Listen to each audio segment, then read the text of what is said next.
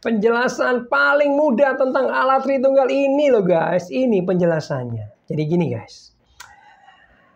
Allah kita menyebut dirinya itu Esa.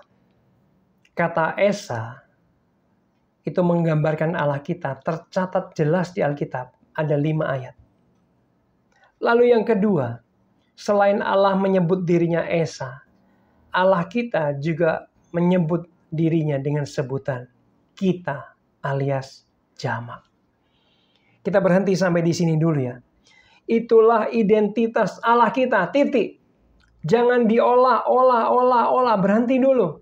Oh, ternyata esanya Allah kita itu berbeda ya dengan esa yang ada di pikiran kita. Kalau esa yang ada di pikiran kita adalah esa tunggal, satu til, satu doang, mutlak. Tapi ternyata enggak dengan Allah kita. Entitasnya berbeda. Allah kita Esa. Tapi dia ternyata jamak. Amin. Lalu kita lanjut ya. Nah, Allah kita itu memiliki 3 pribadi. Walaupun satu kesatuan. Ya, 3 pribadi ini atau kata Tritunggal itu sesungguhnya, sejujurnya tidak pernah ada di Alkitab. Iya betul. Tritunggal, Trinitas nggak ada di Alkitab. Ya, memang tidak ada. Tapi kalau tidak ada, bukan berarti tidak ada esensinya. Artinya gini, tersirat jelas. Apa guys? Ya, tersirat jelas. Nah, ingat. Peristiwa di mana Yesus dibaptis. Ya, itu adalah peristiwa langka di mana ketiga pribadi Allah kita menampakkan diri, guys. Nah, gini. Yesusnya itu dibaptis dengan fisik tubuh jasmaninya, betul? Lalu diceritakan itu ada Roh Kudus yang datang hinggap seperti burung merpati dikatakan, betul? Belum selesai. Lalu langit terbuka. Dan ada suara Allah Bapa berbicara seperti ini. Inilah anakku yang kukasihi, kepadanya lah aku berkenan. Nah, ini penampakan ketiga pribadi Allah kita. Indah banget ya. Langka ini guys. Amin. Dan ini menunjukkan bahwa Allah kita itu 3 pribadi. Walaupun satu kesatuan Esa. Amin. Clear? Jelas ya? Nah. Kenapa Allah kita, saya bilang 3 pribadi yang berbeda? Karena mereka itu berkomunikasi. Contoh, Yesus itu berdoa kepada Bapa. Artinya dia berdoa kepada pribadi yang berbeda. Betul nggak? Nggak mungkin Yesus berdoa kepada dirinya sendiri. Amin. Clear? Jelas ya? Lalu tanda selanjutnya beda pribadi tadi. Allah berkata kepada orang-orang, pada Yesus. Inilah anakku yang kukasih. Bukan ngomong tentang dirinya. Inilah aku yang kukasihi sendiri. Kan gak bisa. Jadi Allah Bapa dan Yesus adalah pribadi yang berbeda. Katakan amin. Jelas. Lalu ketika Yesus sudah bangkit dari kematian. Dan detik-detik dia mau naik ke surga. Ingat Yesus bilang apa? Aku akan mengirimkan penolong. Yang apa? Yang lain.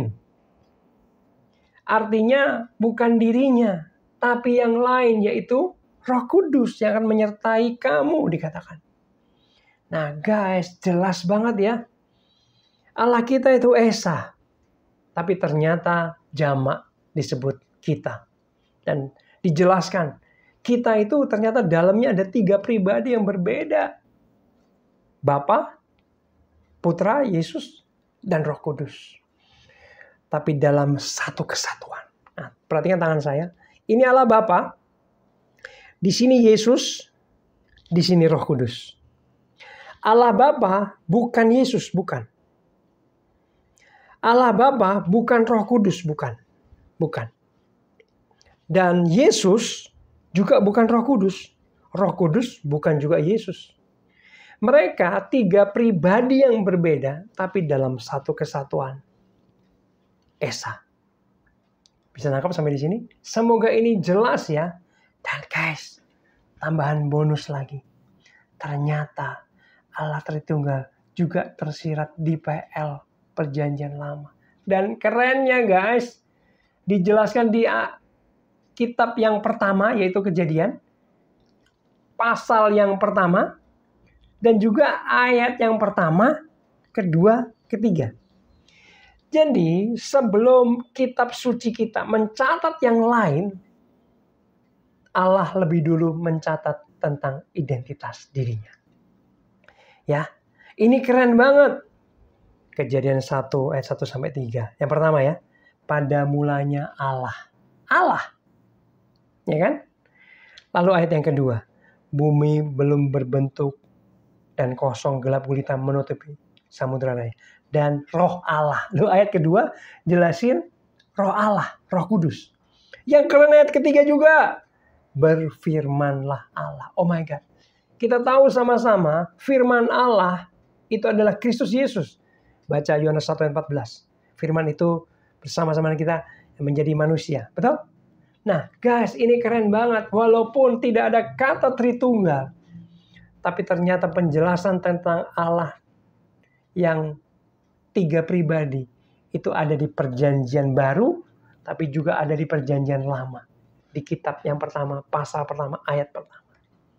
Tuhan Yesus memberkati.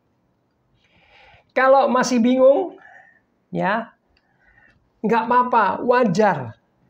Malahan saya berani bilang, itulah tanda bahwa Allah kita memang benar-benar Allah. Saking besarnya, kita ciptaan yang terbatas, memang akan kesulitan memahami pencipta kita. Karena kita terbatas. Kalau Allah mudah dipahami, mudah masuk akal, itu bukan Allah. Amin.